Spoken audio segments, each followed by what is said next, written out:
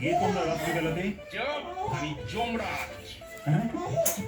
যমরাজ, আপনি এখানে কেন? ওর জন্য আমার চাকরি চলে গেছে। নারায়ণ আমাকে বাদ দিয়ে দিচ্ছে।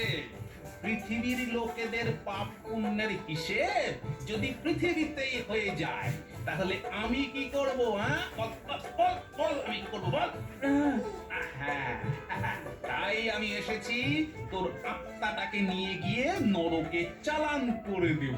আজ তোকে তুলে নিয়ে যাবো। হি হি হি। না না না না, এ হতে পারে না। ধর চেঙ্গলা করে বেটাকে নরকে নিয়ে চল। চল চল, একে আজকেই নরকে পাঠাবো।